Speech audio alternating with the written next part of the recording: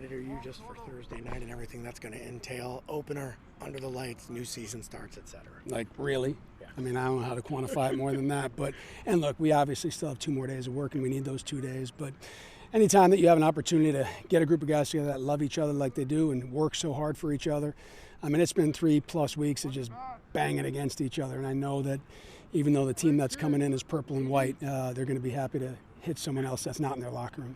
What do you guys do in your preseason preparation that has gotten you the level of success you've had in openers? Nobody's sucker punching you when you hit the field the first time. Well, and I don't think it's anything special. I just think it's a consistent, stalwart approach, and that really starts, honestly, it starts back in spring ball.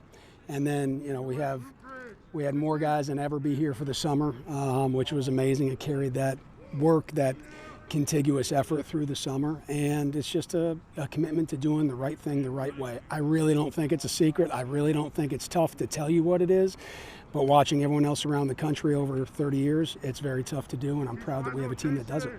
Year 4 in the D1 move. If the program were a college student to be a senior,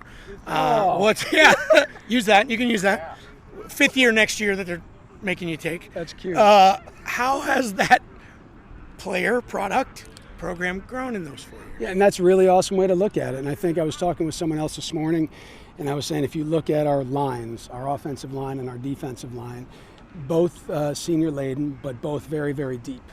And both scenarios had guys that are returning starters that are not in the starting lineup but in the backup lineup that got beaten out by other guys that came up through, but still very senior laden. And it's the kind of a microcosm of how our program has gone the last 4 years. I never really looked at it as a senior, but as I would say to any one of these guys that are in their 4th year, like, there's a time where you need to be nourished and you need to learn and you need to have your proverbial arms of the team wrapped around you. And then there's a time where you got to senior up. So I saw you talking Hope at a Bio. Perfect example of a guy who now he's been here 5 years because of the COVID year. But here's a guy that's not only really good on the field, but like most of our 4th and 5th year guys, they're now confident enough in their abilities and to call on those abilities when they need to, that they can now reach down and lift up someone else. And sometimes, in the case with Hope at a Bio, sometimes it's a freshman who's been here for 3 weeks, and sometimes it's Gabe Abel who's fighting every day with him for reps. And when we say brotherhood, it's not just a tagline. I mean, it's much like, I don't know if you had a brother. I did. And there were times where it was ridiculously competitive and contentious. And there were times that if I was ever inflicted, he was my absolute biggest supporter. And that's what we got, 110 brothers here. And it's pretty cool. I know it takes 11 guys with what you try to do on either side of the ball, but how comfortable are you with Hope and Talk back there where, Talk had a process. He kind of evolved a little bit last year, but by the end of the year, they were firing. Yeah, and still young, right? So Tack's coming off the injury. I look at guys like certainly those 2 guys, and if you include in the backfield Landon Reed and Gabe Abel, I mean, they got tons of starts, right, and tons of carries. But even a guy like Michael Rosberg, who has probably had the best camp of any single person here, and yet he doesn't have game experience because he redshirted last year. But it's nice to know that you have guys that took those reps. But in Tack's situation, it's still going to be about how quickly can you get into the rhythm of your game. And yeah, he had a handful of starts last year, more than a handful. He won the starting spot as a true freshman. We're proud of him for that. But it's like, sweetheart, you're going to be at a 10 when you come out that tunnel, and you got to bring it down to a 5 and then raise to a 10. And he's prepared for that. A couple more for me on the other side of the ball, kind of starting in with Luke Herzog. I mean, he's such a strong defender for you. Yeah, I remember watching Luke Herzog play in the state championship in high school, and that seemed like it was a decade ago. And we laughed, but it was almost a decade ago. Yeah.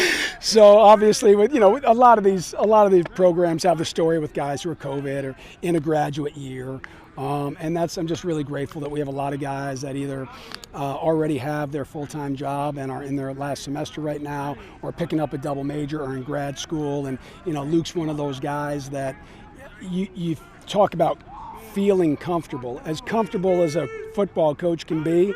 When he's out there commanding everything, it's pretty cool. Last one, I know you don't like to put freshmen in the spotlight. Do you want this in the background? It's fine. It's good atmosphere. Is this like you don't want to an odd microphone? I mean, it's like the thing that Rachel uses to dust in the kitchen. All right, hit me. You don't want freshmen too much in the spotlight, but how cool is it being able to coach your son? Oh my gosh. Like 3 kids, all 3 of them played 3 sports growing up. 2 of them are here. One's on the sidelines, one's on the field. And I've never, ever coached them.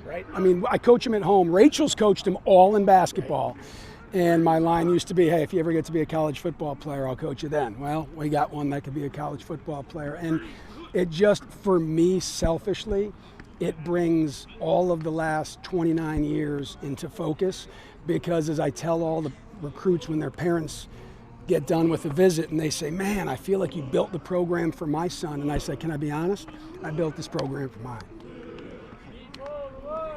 How do you surmise just going 21-3 in league play over the last 3 seasons, given that I remember either last year or 2 years ago when you were asked about going D1, you said everyone thought we were crazy, but 21-3 is 21-3. Just how do you surmise that standard? I think it's good. That's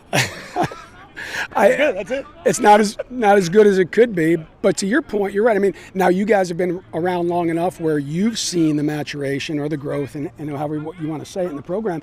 And if you remember, 3 years ago, the July before we ever played a game, that was my son Cade, who's now going through bag drills and playing linebacker. He was the one that said, hey, Dad, they ranked us 128. And then he paused, and then he didn't say nothing. He said, hey, Dad, how many teams are in Division I? And Anna, who was in the front seat of the truck, goes, 128. So when you talk about starting from ground zero, I think the process that the guys have focused on has been impeccable.